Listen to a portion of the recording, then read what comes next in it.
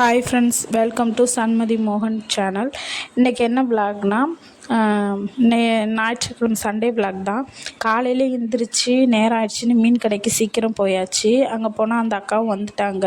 இன்றைக்கி என்ன மீனுன்னா சங்கரா மீன், அப்புறம் சீலா மீன், அப்புறம் கருவாடு இருந்துச்சு, நெத்திலி கருவாடு, அதுக்கப்புறம் இறால் இருந்துச்சு, கனவாவும் இருந்துச்சு. அதை தான் நான் கொஞ்சம் எடுத்துகிட்டு வந்து வீட்டில் குழம்பு வைக்கலான்னு, சண்டே இன்றைக்கி பிள்ளைங்க வீட்டில் இருக்குதுன்னு சொல்லிட்டு கனவா எடுத்துகிட்டு வந்தேன்.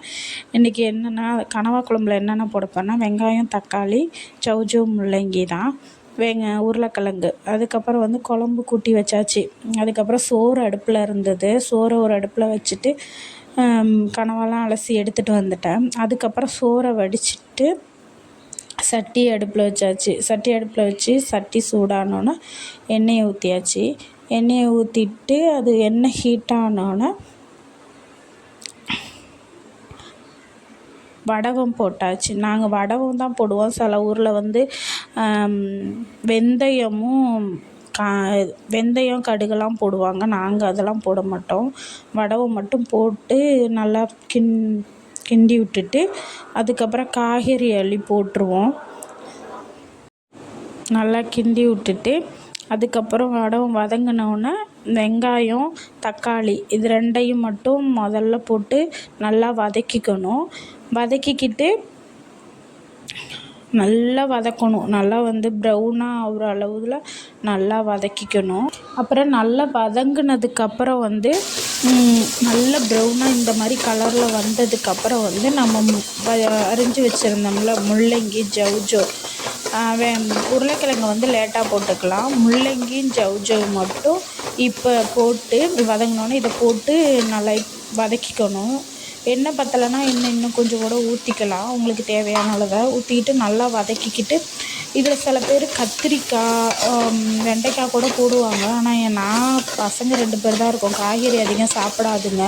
அதனால் வந்து முள்ளங்கி, ஜவ்ஜோ மட்டும்தான் போட்டுக்கிட்டேன். கத்திரிக்காயெலாம் எங்களுக்கு பிடிக்காது. அதனால் முள்ளங்கி, ஜவ்ஜோ அது மட்டும்தான். அப்புறம் உருளைக்கிழங்கு வெட்டி போட்டுக்கிட்டேன். இது மட்டும் நல்லா வதக்கிட்டோன்னே இது மாதிரி எண்ணெய் பிரிஞ்சு வந்தோடனே குழம்பு கூட்டி வச்சுருந்தேன்னா அதை தூக்கி தாளித்து ஊற்றிட வேண்டியதுதான். தாளித்து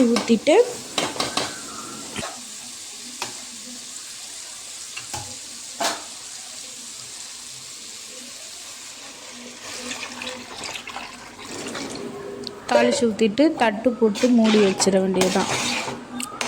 மூடி வச்சுட்டு அதுக்கப்புறம் லைட்டாக கொதி வந்ததுக்கப்புறம் கனவா அலசி வச்சுருந்தோம்ல அந்த கனவாவை நல்லா புழிஞ்சிட்டு குழம்புல போட்டுற வேண்டியதான். சில பேர் வந்து அவிச்சிட்டு போடுவாங்க. நான் ஆனால் அவிச்சிட்டு போட மாட்டேன். அவிச்சிட்டு போட்டால் அதில் உள்ள ருசியே தெரியாது. ஃப்ரெஷ்ஷான கனவா தான், அதனால் எந்த பயமும் இல்லை. நல்லா அலசிட்டு புழிஞ்சிட்டு தண்ணியை அதுக்கப்புறம் குழம்புல போட்டுடலாம். கனவா போட்ட உடனே அதுக்கப்புறம் உருளைக்கிழங்கு, பச்சை மிளகா இது மட்டும் வெட்டி போட்டு அதுக்கப்புறம் வந்து குழம்பு கொதி வந்தோடனே தேங்காய் ஊற்றி இறக்கிட வேண்டியதுதான். இந்த வீடியோ உங்களுக்கு பிடிச்சிருந்துச்சின்னா சப்ஸ்கிரைப் பண்ணிக்கோங்க, லைக் பண்ணிக்கோங்க, கமெண்ட் பண்ணுங்கள். தேங்க்யூ.